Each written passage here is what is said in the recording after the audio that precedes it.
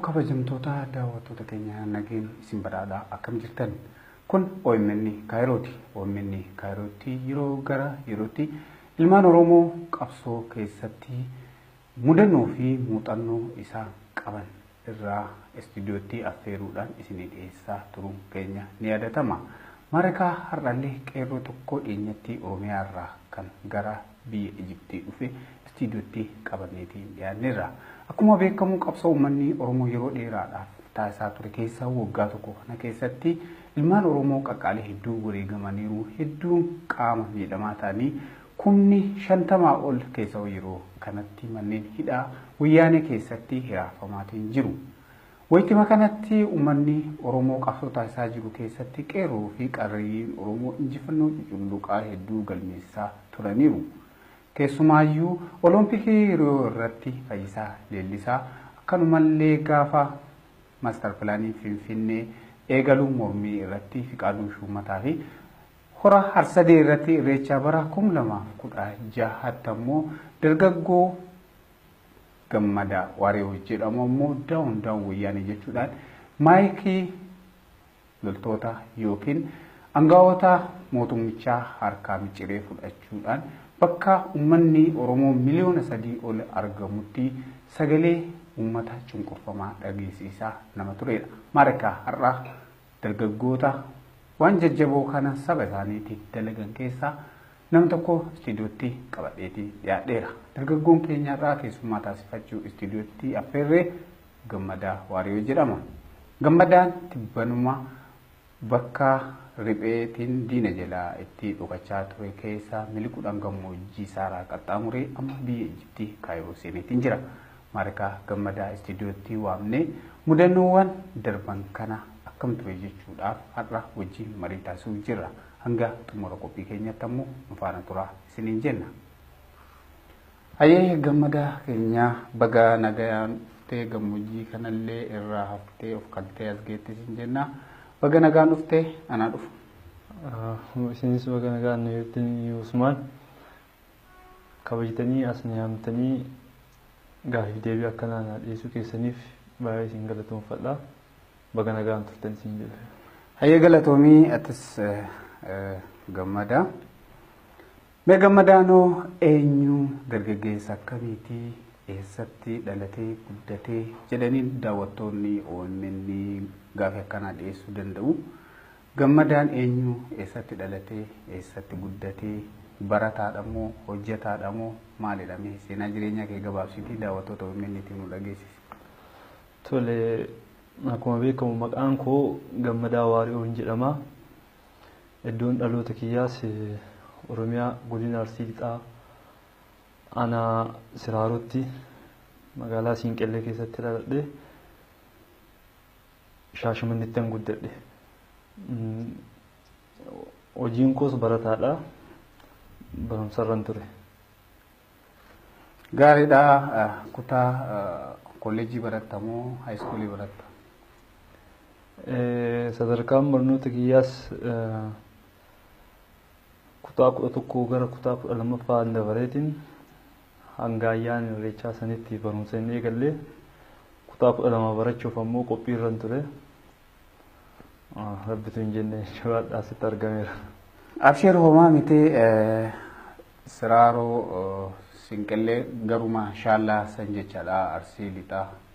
Naannoo san yeroo baay'ee yeroo qabsoon uummata Oromoo finiinee jiru kana keessaa baha Oromiyaa kanatti hanga ammaallee uummanni keessaa naannoo Arsii Lixaa gara Shaashmannee shaallaa kanatti hedduu fincillee hamaan ture. Mee achi keessattoo yeroo fincilaa keessaa Shaashmannee naannawa Abaaroo san shaallaa gara Siraaroo kana Arsii Nageellee Dodola Asaasaa Kofalee qoree haala cimatu ture.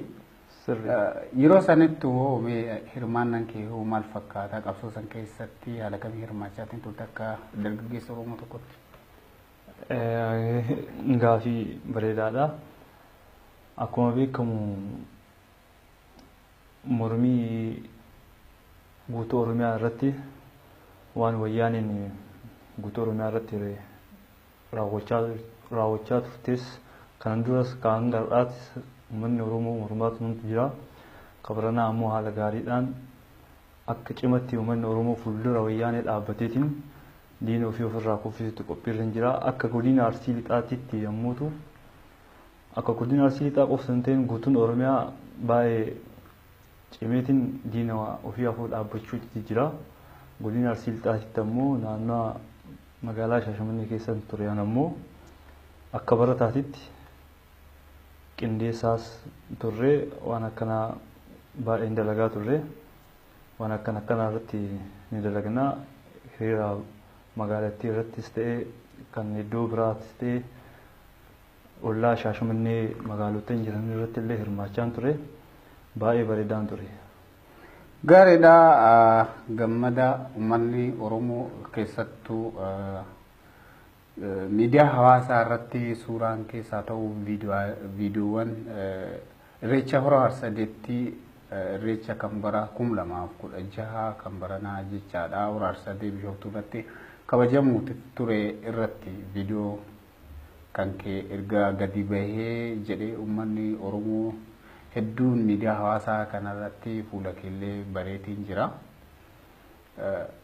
Qabsoo yookiin fincila taasifamaa ture san keessattis hirmaannaa akka qabduna ibsiteerta. Irreecha baruma amma keessa jiru kana qofa hirmaatte moo asiin dura illee ni dhadha? Haalli irreecha Bishooftuu sana akkam ture dura hirmaatta? Ayyaan irreechaa kanaan duras deemu hawwii qaba ture garuu kan bara 2016 achitti kasan dura deemees hirmaadhees hin beeku isa jalqabaa koo ture. Kan barana koo isa jalqabaa jechaadha. Isa jalqabaan kiyyennee akkas ture inni. Hayya gaariidha akkuma nu hunduu beeknu irreecha barana akka 2016 kanarratti mootummaan wayyaanee rasaasaa itti roobsuudhaan ilmaan Oromoo tilmaamatti gara nama 700 ol ta'utu dhumatee yeroo sanitti mee wanti suni akkamitti ta'ee atachi turte hiree waltajjiitti bahuu sanoo akkamitti argattee maayikii san harkaa fudhachuu hoo akkamitti hiree argattee ka'umsi waan sanii hoo akka namachi turetti maal ture ummanni maalirraa ka'eetiin yoo san ofirraa lolaatiin ture abbaa gadaa duraanii san ka waltajjii gubbaa dhaabateetiin callaa jedhee tasgabbeessaatiin ture san sinfeenuu jedhanii sagalee garagaraa dhaadannoowwan garagaraa yoo dhageessan viidiyoo san irraa argeetiin ture. Haalli sun akkam ture akkamitti waltajjii sanitti ta'uu hiree argatte kunoo poolisoonni namoota hedduu itti isaatiin turanii akkamitti achirra baatee hiree san argatte?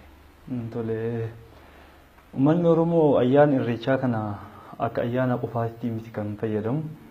Akkuma beekamu paarlaamaa uummata Oromoo jechuu hin dandeenya.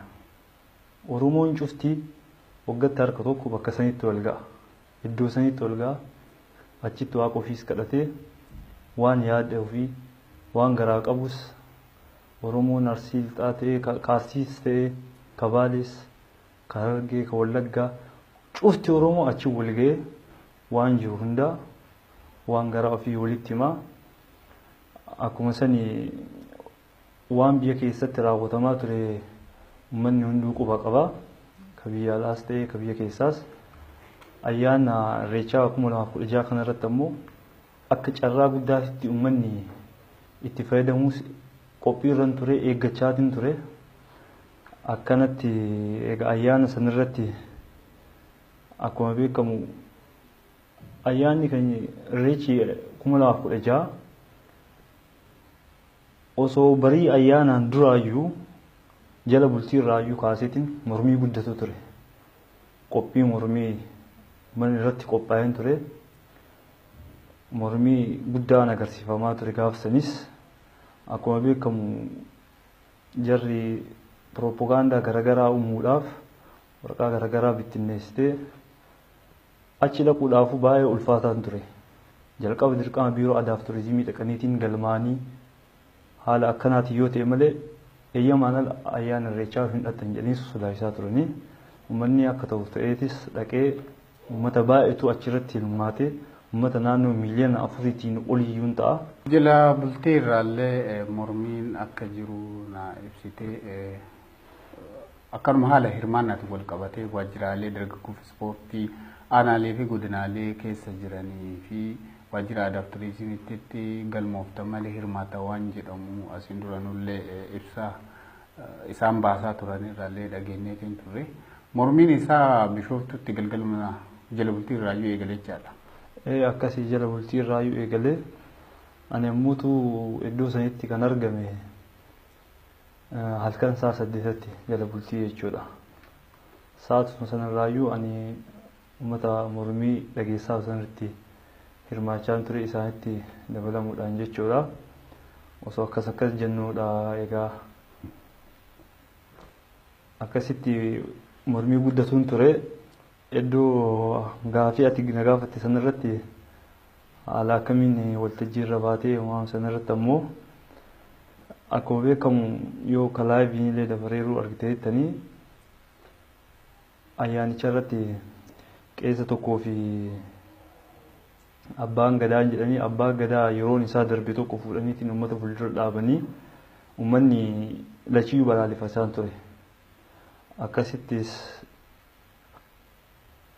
jalqaba maayikiraafoona kana uummanni yeroo abbaan gadaa duraanii sun tasgabbaa jedhee dargaggootatti lallabu san maal gaafataa turan saasanitti jechuun hirmaattonni waltajjii isaa irraa dargaggoonni abbaan gadaa sun itti lallabaatiin ture kana siin dura tasgabbaa yeroo abbaan gadaa jedhu sa uummanni maal jedhanii harkatti didaatiin turan yeroo san osoo atiin dubbatiin dura. Abbaa gadaa bayyanaa sanbatoo eessa jiranii isaan manuu fidaa isin abbaa gadaatii miti jedhaatiin isaanii lolaa turanii akkasitti uummanni isaan balaaleffachaa ture. Osoo akkas jedhanii isaan tasgabbeessuuf yaalanii hin dadhabanii dargaggoon ijoolleen achi turte nuun tasgabbeessinaa rakkoon qabuyyuu nuun tasgabbeessinaa dhimma keenyaa nu kennaa maayikii jedhanii hin kadhataniini. Akkasitti maayikii kana ijoollee dabarsanii kennanii. Maayikii kana ijoollee dabarsanii kennanii akkasitti carraa sanaan ammoo maayikii ijoollee biraa irraan fuudheetiin itti fayyadamuu hin danda'e. Mee ati akkasitti halkan illee mormii jala bultii mormii keessa akka turtan naaf himte. Hiree akkasii san argadhee waltajjii san gubbatti bahee bakka uummanni miliyoona hagas gahu sanatti dura dhimma Oromootiif yookaan mootummaa kana fuuldura isaanii dhaabadhee abaara hiree akkana argadhe jettee yaaddee turte moo akkuma hireetti carraa san fayyadamte? Ani nama jalqaba dhaquu waan akkanaa yaadne iyyuu carraa akkanaan argadhe jedheellee yaadne iyyuu. Ammootu garuu waan haala biyyaa irraa kan ka'e aarii uummata irraa miira yeroo san keessa ture santu carraa san rabbiin irraa naa dhufte waltajjii irra ba'ee carraa san argachuu danda'e. Mee waan hundaafuu viidiyoo san daawwanneetiin walitti deebina. Akkuma atu jette kaa waltajjii san irratti poolisiin tokko viidiyoo isaa irraa akka ilaalletti yeroo maayikii san harkaa fuudhuuf wixxifatu ture. Gurbaan gurraachi tokkos dalgee kan ka'e jira innis harkaa fuudhuudhaaf yeroo dhiibbatutu ture. Waan hundaafuu mee viidicha daawwannee kaanee walitti deebina. Egaa kabajamtoota daawwattoota keenyaa kun OMN Kaayirooti. Keessummaan keenyarraa dargaggoo Gammadaa Waariyooti. Daawun wayyaanee jechuudhaan hora harsadee irratti Bishooftuu bara 2016 guyyaa ilmaan Oromoo 600 ol itti wareegaman irreecha san gubbatti bahuudhaan wayyaanee mataa gadi qabachiisedha. Marikaa turtii muraasa booda viidiyoo kana daawwadhaa walitti deebina.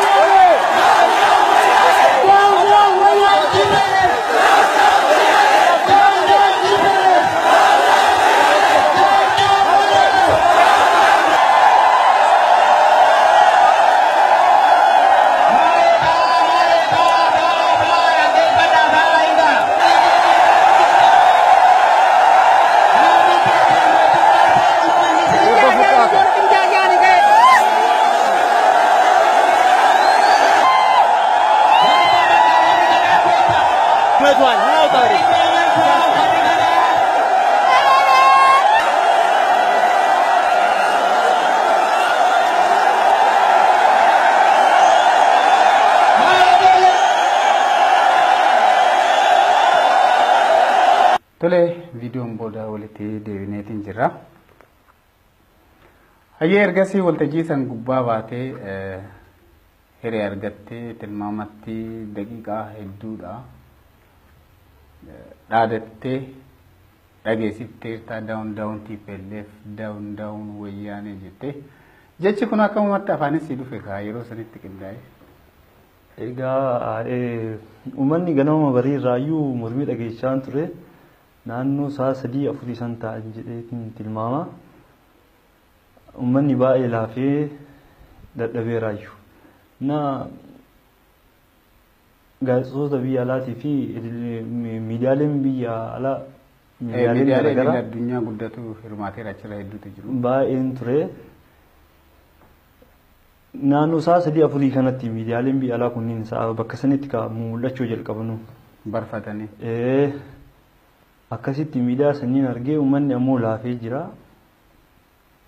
Carraa kanaan miidiyaa biyya alaa kanaattis addunyaan hundi waan kana dhaga'uu qaba waan ta'eef carraa kanaan fayyadamneetiin waan tokko osoo dalagneetiin natti tolaa jedhee osoo namni akkana waa wayii dalage jiraateeti osoo namni waan kana dalagu jiraateeti natti tolan jedheetiin sa'a sanitti yaadaan ture. Anis akka carraa ta'eetiin maayikiin argadhee akka addunyaan hundi dhaga'utti jecha Ingiliffaa ishee sanii fayyadameetiin daawun wayyaanii jechuudhaan carraa sanitti fayyadamee akkasitti jechuu danda'e jechuudha. Warri nagaa eegsisaa jedhanii achi dhaabatan yookiin poolisoonni illee waltajjii irratti yoo asii achi si girtee tirsantu mul'atu. Inni poolisaa si daddarbu sun silaa waltajjii marraa si buusuuf moo maayikii masirraa fudhatuuf ture yeroo san akkam humnumaan irra dhooftee si dhiise moo tarii nama Oromoo kan dhukkubbii qabu immoo akkam ture yaadatta kan poolisaa san? Kan poolisaa sanis poolisiin akkana irra jiruun ni beekaa garuuyyuu ani miira biraa keessa seenee waan tureef nama baay'ee kana bubbutaan ture. Poolisiin ammoo iyyuu caal jedheetuma guddaa na qabeen turre jechuudha. Cimseetiin osoo na qabeeti achirraa na buusuu danda'a. Anis garuu dhoofataatu jira. Ofirraa dhoggaatiin jira. Akkasittis waan jedhu jedheetiin carraa sa'a argadhe sanitti fayyadameetiin akkasitti irraa ba'e. Inni ammootu guddaa hin qabne illee akkasitti carraa argadhetti itti fayyadamee irraa bu'uu danda'e. Ergaa waltajjii irraa buutee gara duubaatti buutee natti fakkaata fuulduratti mul'anne. Ati waltajjii irraa akkasitti buutee erga hangam turaniiti dhukaasni kan eegalee uummanni gara qileetti nam'ee akka dhumatu ka taasifame yeroo dhukaasni dhuka'u sanoo haala akkamii keessa turte ati? Ani waltajjii irraa yommuu bu'isan kallattiimaan gara uummataatitti makame. Gara uummataatitti makame achi keessan akkuma uummatatti dabalameen gurbaan Oromoo tokko dhufeetiin ati abbaa si hordofanii jarri sin dhiistuu qabnaan akka waan akkanaa si dalagdii waan akkanaa sirra dalagdii waan ta'eef atasii baqadhuu naan jedhee karaa na babbanee ati ba'i naan jedhe. Ani namni baay'een na bubbutaa na dhiibaa waan tureef inni ammootu ofii isaatii harkiseetiin na baase karaa saniin hagaan ba'ee karaa irratti daandii irratti osoo hin jiru dhukaasaa fi sagalee garagaraa dhaga'anii akkasitti daqiiqaa 5 takkaan booda jechuun waan haga karaa irra ba'een booda akkasitti dhukaasa waan kanneen dhaga'een dhukaasni eega jalqabeen booda anis garas fagaadhee ka'e yommuu deebi'u ammootu haala sukkanneessaa yeroo san ture waan akkasiisaniin achi fagaadhee deebi'uun booda dhaga'een akkas ture. Bareedaa gochi achitti ta'ee gama tokkoon namatti illee waltajjii akkasii gubbatti baatee isaan salphisuun gaariillee ta'uu Oromoodhaaf guyyaa gadda guddaatee guyyaa ilmaan Oromoo dhibbi hedduun itti wareegamanidha. Ergasii hoo haalli jiru hordoffiin isaan sitti taasisan dammaqaniitiin si qabuuf haalli godhame hoo akkam ture tarii odoo isaan itti qophaa'anii isaan dursanii sitti yaadiin dursitee jilaa baqachuudhaaf kaate immoo akkam ture? Ani hordofii isaan natti godhaa turan sanii ani waan san haga dalageen booda hin qaabadhu waan dalageeyyuu hin yaadadhu waan ta'eef galgala sanii gara magaalaa Shaashamanneetti galee gara magaalaa Shaashamanneetti wayita galu ijoolleen hiriyaatiyyaa naa bilbiltee naannoo safaraattuu hin galini naannoo keetittuu hin galini iddoo biraatti boqodhuu naan jedhani. Iddoo biraatti ofii isaaniitiin boqochiisanii ka'aniitiin gara iddoo biraa magaalaa biraatti deeme achis jarri osoo yaadi isaanii gara kiyyaatti hin deeffatin haala tasgabbeessuudhaati jarri kan dalagaa turte akkasitti carraa isaanii gara uummataatitti wanni aaran sanii fayyadameetiin anamootu jarri hojiin isaanii hojii tasgabbeessuu waan tureef sanitti fayyadamee an jalaa miliquu hin danda'e akkasitti jalaa miliqee karaa kana dhufuu danda'e. Ayyee baga rabbiin guddaan lubbuu keellee si hambisee harka jaraa osoo sin buusin illee jalaa miliqsee asiin si ga'e siin jenna. Ilmaan Oromoo waltajjii irreechaa bara 2016 irratti wareegamanii rabbiin jannataan haa gammachiisu. Maatii ilmaan Oromoo hundaafuu rabbiin jajjabina haa kennu, rabbiin bilisummaadhaan dhiiga isaanii gammadaa dargaggoota biyya jiran qabsoo finiinsaatiin jiran dargaggoota akka keetii diina fuuldura dhaabatanii sodaa tokko malee diina haga funyaaniif afaanitti hidhatee kana fuuldura dhaabatanii laphee isaanii rasaasatti kennanii qabsaa jiraniif mee maal dhaamta? Maal akkamitti jabaataniitiin socho'uu qaban? Dhaamsati qabdu maal dargaggoota? Egaa ani dhaamsi dargaggootaan qabu dargaggoonni akkuma kanaan dura akkuma beekamu qabsoo Oromoo kanarratti qeerroon biyyaa haala cimaadhaan sodaa tokko malee diina hanga funyaanitti hidhateen fuuldura isaa dhaabbateetiin mirga ofiitiif haqa ofiitiif falmachaan ture kana cimee itti fufuun qaba jedha. Wanni inni irra dhaabbateeru waan kaayyoo qabu dhugaa isaatii haqa isaatii mirga ofii falmachaa hin jira waan ta'eef takkaallee duubatti deebi'uu hin qabuyyuu diina ofii afoo dhaabbataniituma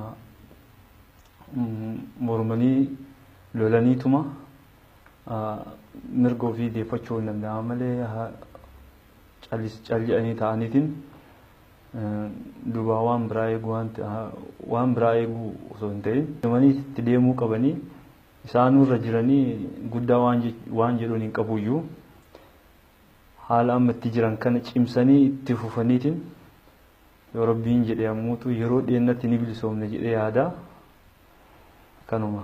Mallattoo kee uummanni Oromootti si beeku kaa irra caalaa daawun wayyaanee kan jedhamuudhaan beekamtaa gammadaan. Ammas kaa miidiyaa irra jirtaa wayyaanee jedhamee maal jetta? Ammas jaraan wanti jedhu Oromoon hunduu kufaati isaanii hawwaa. Ammas deebee down wayyaaneen jedhaanii down TPLF down terrorist down the killer kanan jedhaani. Baay'ee galatoomi. Egaa kabajamtoota daawwattoota keenyaa qeerroo Oromoo kan dhiyeenyaan biyyarraa dhufee fi waltajjii uummanni Oromoo fi sabni biraallee dabalatee miliyoona 3 ol ta'an irratti hirmaatan irreechaa bara 2016 gubbatti sodaa tokko malee waltajjii kana gubbatti bahuudhaan wayyaanee dura dhaabbate down wayyaanee down TPLF jechuudhaan abaarsa itti roobse dargaggoo Gammadaa Waariyooti. Har'a istiidiyootti affeerree ija gurraan isin gaatiin kan ture. Maarree qophii gaafiif deebiin dargaggoo kana wajjiin taasifni kan hangamma daawwachaatiin turtan. Dargaggoo Gammadaa Waariyootiin galatoomii ulfaadhuu umrii harraagessaa bulii umrii dheeradhuu bilisummaa hawwite sanas argee jennaani qophiin keenyarraa kanuma fakkaata. Qopheessinee kan isinii dhiyeessine Usmaan Baay'uutii ogeessa kaameraa Abdii Jamaal wajjiin ta'uudhaan yeroo biraa keessumaa biraatiin walitti deebina. Horaa bulaa fayyaa ta'a.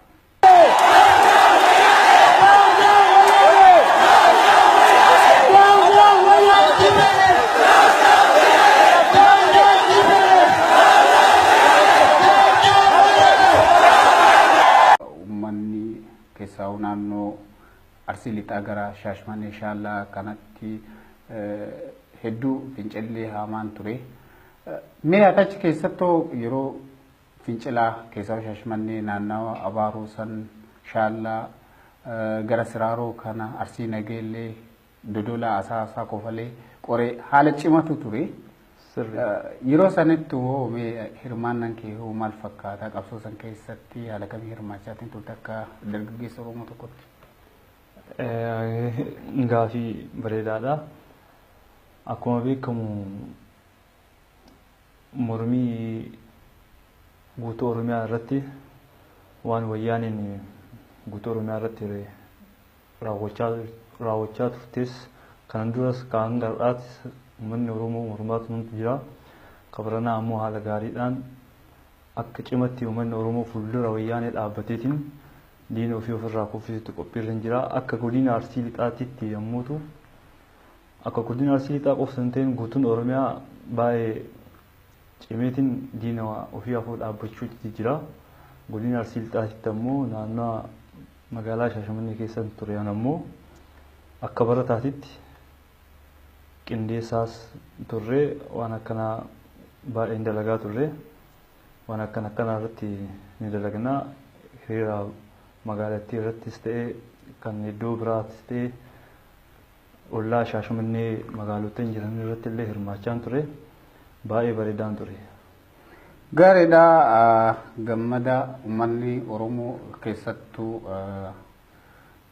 miidiyaa hawaasaa irratti suuraan keessaa ta'u viidiyoowwan irreecha hora harsadeetti irreecha kan bara 2016 kan baranaa jechaadha. Hora harsadee Bishooftuu irratti kabajamu ture irratti viidiyoo kan kee erga gadi bahee jedhee uummanni Oromoo hedduun miidiyaa hawaasaa kanarratti fuula keellee bareetiin jira.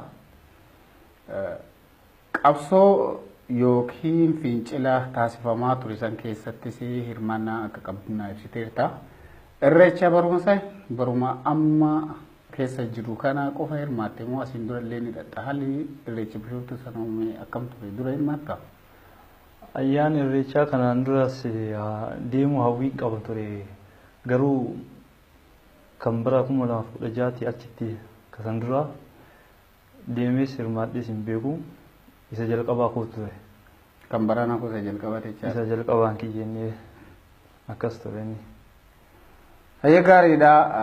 Akkuma nu hunduu beeknu irreecha baranaa akka 2016 kanarratti mootummaan wayyaanee rasaasaa itti roobsuudhaan ilmaan Oromoo tilmaamatti gara nama 700 ol ta'utu dhumatee yeroo sanitti. Mee wanti suni akkamitti ta'ee atachi turte? Hiree waltajjiitti bahuu sanoo akkamitti argattee? Maayikii san harkaa fudhachuu hoo akkamitti hiree argattee? Ka'umsi waan sanii hoo akka namachi turetti maal ture? Uummanni maalirraa ka'eetiin yoo san ofirraa lolaatiin ture? Abbaa gadaa duraanii san ka waltajjii gubbaa dhaabateetiin callaa jedhee tasgabbeessaatiin ture san sinfeenu jedhanii sagalee garagaraa dhaadannoowwan garagaraa yoo dhageessan viidiyoo sanirraa argeetiin ture. Haalli sun akkam ture? Akkamitti waltajjii sanitti ta'uu hiree argatte? Kunoo poolisoonni namoota hedduu itti isaatiin turanii akkamitti achirra baatee hiree san argatte? Tole. Uummanni Oromoo ayyaana irreechaa kana akka ayyaana qofaatti miti kan fayyadamu. Akkuma beekamu paarlaamaa uummata Oromoo jechuun dandeenya. Oromoon cuftii waggaatti harka tokko bakka sanitti wal ga'a. Iddoo sanitti wal ga'a. Achitti waaqa ofiis kadhatee waan yaada ofii waan garaa qabus Oromoon Arsii lixaa ta'ee Kaarsiis ta'ee Kabaalees Harargee Wallaggaa cufti Oromoo achi wal ga'ee waan jiru hundaa waan garaa ofii walitti himaa. Akkuma sanii waan biyya keessatti raawwatamaa ture uummanni hunduu quba qaba. Ka biyya alaas ta'e ka biyya keessaas ayyaana irreechaa 2016 kanarratti ammoo akka carraa guddaatti uummanni itti fayyadamuus qophiirran ture eeggachaatiin ture. akkanatti egaa ayyaana sanirratti akkuma beekamu ayyaanni kan irreechi 2016 osoo barii ayyaanaan duraayyuu jala bultii irraayyuu kaaseetiin mormii guddatu ture. Qophii mormii mana irratti qophaa'een ture. Mormii guddaan agarsiifamaa ture gaafsanis akkuma beekamu jarri propagaandaa garaagaraa uumuudhaaf waraqaa garaagaraa bittinneessitee achi dhaquudhaaf baay'ee ulfaataan ture. Jalqaba dirqama biiroo aadaaf turizimii dhaqaniitiin galmaanii haala akkanaatiin yoo ta'e malee eeyyamaan ayyaana irreechaa hin dhaqan jedhanii sodaachisaa turanii uummanni akka ta'u ta'eetis dhaqee uummata baay'eetu achirratti hirmaatee uummata naannoo miiliyoona 4 oliyyuu ta'a. Jala bultii irraallee mormiin akka jiru na ibsitee akkanuma haala hirmaannaatiin wal qabatee waajjiraalee dargaggoof ispoortii aanaalee fi godinaalee keessa jiranii fi waajjira aadaa fi turizimiitti galmooftan malee hirmaata waan jedhamu asiin duranullee ibsa isaan baasaa turan irraallee dhageenyeetiin turre. Mormiin isaa Bishooftutti galgaluma jala bultii irraayyuu eegalechaadha. Akkasii jala bultii irraayyuu eegalee ani ammuutu iddoo sanitti kan argame halkan saa 8tti jala bultii jechuudha.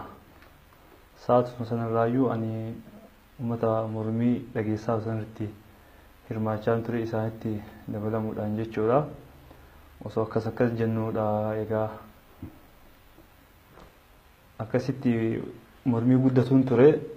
Iddoo gaafii ati na gaafatte sanarratti haala akkamiin waltajjii irra baatee waan sanarratti ammoo akkuma beekamu yoo kalaayiviin illee dabareeruu argiteettanii ayyaanicha irratti qeessa tokkoo fi abbaan gadaa jedhanii abbaa gadaa yeroon isaa darbe tokko fuudhaniitiin uummata fuuldura dhaabanii uummanni lachiyyuu balaaleffachaa ture. Akkasittis jalqaba maayikiraafoona kana uummanni yeroo abbaan gadaa duraanii sun tasgabbaa jedhee dargaggootatti lallabuusan maal gaafataa turan saasanitti jechuun hirmaattonni waltajjii isaa irraa dargaggoonni abbaan gadaa sun itti lallabaatiin ture kana siin dura tasgabbaa yeroo abbaan gadaa jedhu isa uummanni maal jedhanii harkatti didaatiin turan yeroo san osoo atiin dubbatiin dura. Abbaa gadaa bayyanaa sanbatoo eessa jiranii isaan manuu fidaa isin abbaa gadaatii miti jedhaatiin isaanii lolaa turanii akkasitti uummanni isaan balaaleffachaa ture. Osoo akkas jedhanii isaan tasgabbeessuuf yaalanii hin dadhabanii dargaggoon ijoolleen achi turte nuun tasgabbeessinaa rakkoon qabuyyuu nuun tasgabbeessinaa dhimma keenyaa nu kennaa maayikii jedhanii hin kadhataniini akkasitti maayikii kana ijoollee dabarsanii kennanii. Maayikii kana ijoollee dabarsanii kennanii akkasitti carraa sanaan ammoo maayikii ijoollee biraarraan fuudheetiin itti fayyadamuu hin danda'e. Mee ati akkasitti halkan illee mormii jala bultii mormii keessa akka turtan naaf himte hiree akkasii san argadhee waltajjii san gubbatti bahee bakka uummanni miliyoona hagas gahu sanatti dura dhimma Oromootiif yookaan mootummaa kana fuuldura isaanii dhaabadhee abaara hiree akkana argadhee jettee yaaddee turte moo akkuma hireetti carraa san fayyadamte? Ani yennoo jalqaba dhaquu waan akkanaa yaadne iyyuu carraa akkanaan argadhee illee yaadne iyyuu. Ammootu garuu waan haala biyyaarraa kan ka'e aarii uummatarraa miira yeroo san keessa ture santu carraa sanii rabbiin irraa naa dhuftee waltajjii irra ba'ee carraa san argachuu danda'e. Mee waan hundaafuu viidiyoo san daawwanneetiin walitti deebina. Akkuma atu jette kaa waltajjii san irratti dhabnellee akkasitti carraa argadhetti itti fayyadamee irraa bu'uu danda'e. Ergaa waltajjii irraa buutee gara duubaatti buutee natti fakkaata fuulduratti mul'anne. Ati waltajjii irraa akkasitti buutee erga hangam turaniiti dhukaasni kan eegalee uummanni gara qileetti nam'ee akka dhumatu ka taasifame yeroo dhukaasni dhuka'u sanoo haala akkamii keessa turte ati? Ani waltajjii irraa yemmuu bu'isan kallattiimaan gara uummataatitti makame. Gara uummataatitti makame. Achi keessan akkuma uummatatti dabalameen gurbaan Oromoo tokko dhufeetiin ati abbaa si hordofanii jarri tun sin dhiistuu qabnaan akka waan akkanaa si dalagdii waan akkanaa sirra dalagdii waan ta'eef atasii baqadhuu naan jedhee karaa na babbanii ati ba'i naan jedhe. Ani namni baay'een na bubbutaa na dhiibaa waan tureef inni ammootu ofii isaatii harkiseetiin na baase karaa saniin haga ambee karaa irratti daandii irratti osoo hin jiru dhukaasaa fi sagalee garagaraa dhaga'anii akkasitti daqiiqaa 5 takkaan booda jechuun haga karaa irra hambeen booda akkasitti dhukaasa waan kanneen dhaga'een dhukaasni eega jalqabeen booda anis garas fagaadhee ka'e yemmuun deebi'u ammootu haala sukkanneessaa yeroo san ture waan akkasiisaniin akka achi fagaadhee deebi'uun booda dhaga'een akkas ture. Bareedaa gochi achitti ta'ee gama tokkoon namatti illee waltajjii akkasii gubbatti baatee isaan salphisuun gaariillee ta'uu Oromoodhaaf guyyaa gadda guddaatee guyyaa ilmaan Oromoo dhibbi hedduun itti wareegamanidha.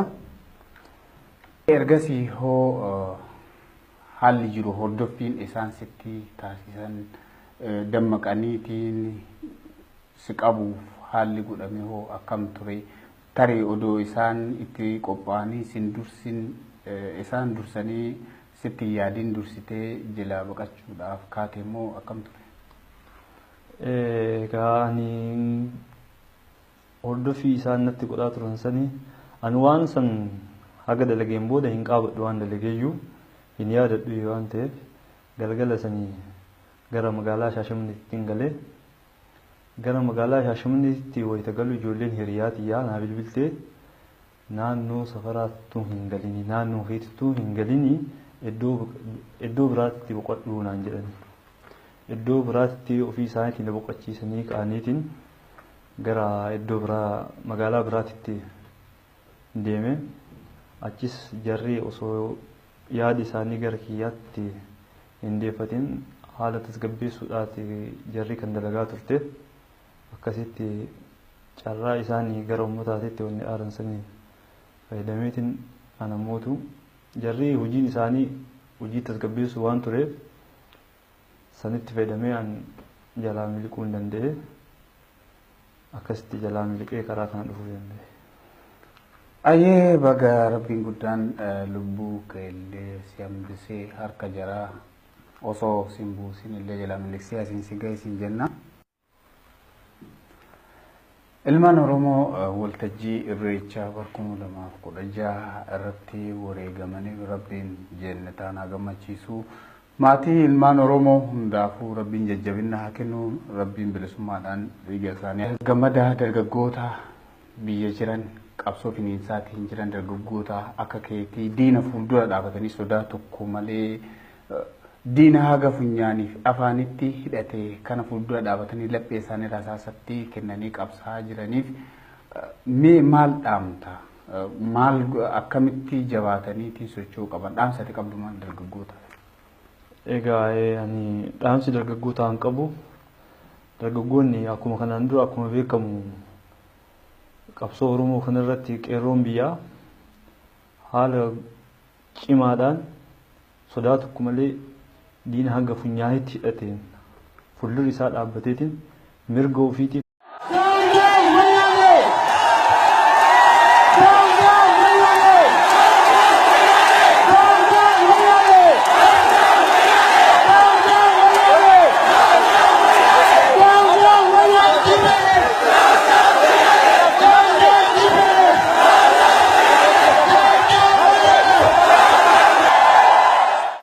Jira jirtu kabajamtoota daawwattoota keenya nageen isin badhaadhaa akkam jirtan kun OMN Kaayirooti. OMN Kaayirooti yeroo gara yerootti ilmaan Oromoo qabsoo keessatti mudannoo fi muuxannoo isaa qaban irraa istiidiyootti affeeruudhaan isinii dhiyeessaa turuun keenya ni yaadatama. Maareekaa har'allee qeerroo tokko dhiyeenyatti Oromiyaa irraa kan gara biyya Ijiptii dhufe istiidiyootti qabaneetiin dhiyaanneerra. Akkuma beekamu qabsoo uummanni Oromoo yeroo dheeraadhaaf taasisaa ture keessaa waggaa tokko kana keessatti ilmaan Oromoo qaqqaalee hedduu wareegamaniiru, hedduun qaama miidhamaa ta'anii kumni 50 ol keessa yeroo kanatti manneen hidhaa wayyaanee keessatti hiraafamaatiin jiru. Waytima kanatti uummanni Oromoo qabsoo taasisaa jiru keessatti qeerroo fi qarreen Oromoo injifannoo cululuqaa hedduu galmeessaa turaniiru.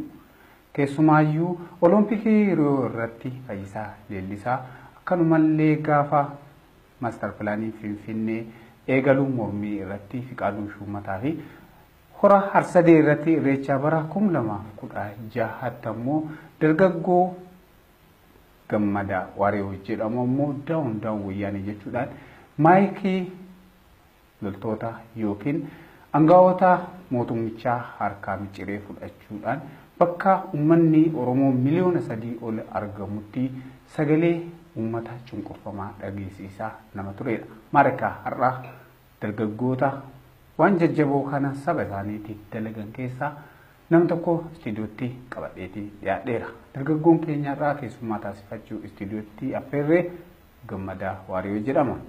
Gammadaan tibbanuma bakka ripheetiin diina jalaa itti dhokachaa ture keessa miliquudhaan gammoojjii saaraa qaxxaamuree amma biyya Ijiptii Kaayiroo seeneetiin jira. Maarikaa Gammadaa istiidiyootti waamnee mudannoowwan darban kana akkam ture jechuudhaaf har'a wajjin marii taasisuu jirra. Hanga xumura qophii keenyatti ammoo nu faana turaa isiniin jenna.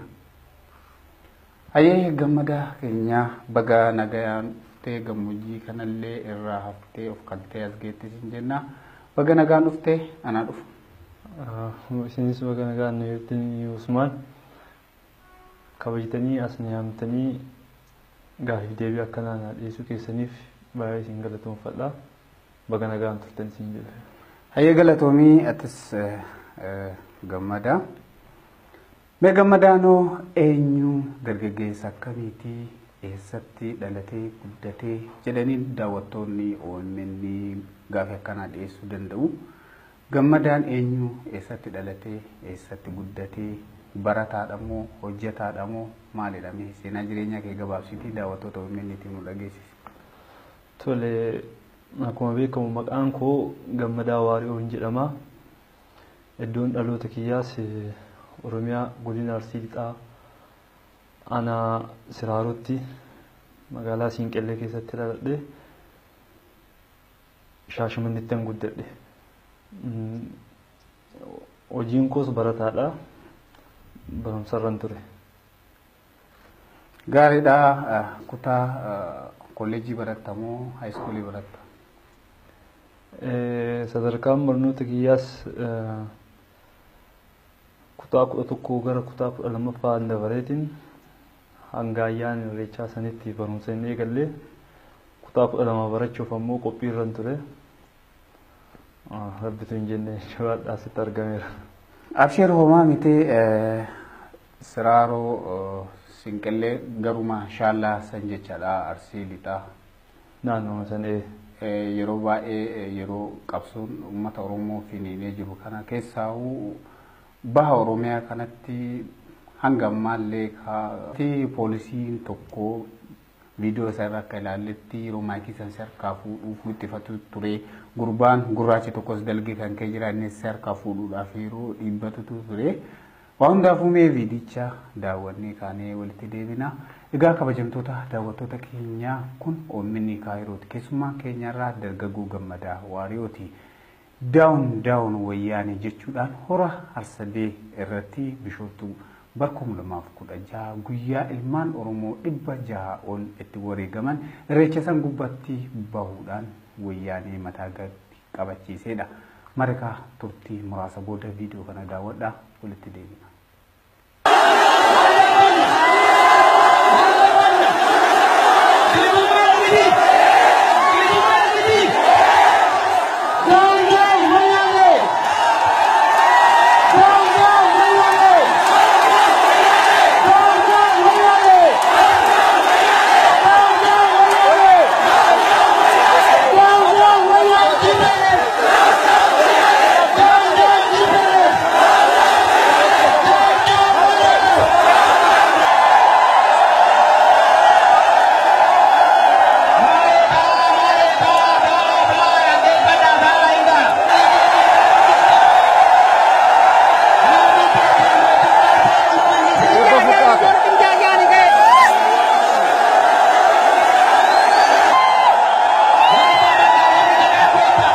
መቷል አውጣሪ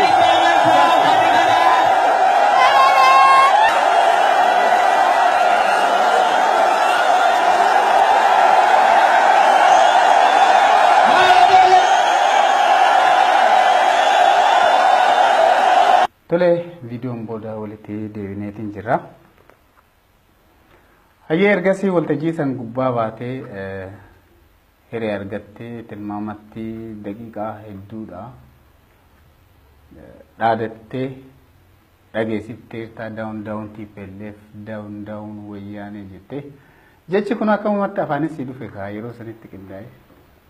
Egaa uummanni ganama barii irraayyuu mormii dhageessaan ture.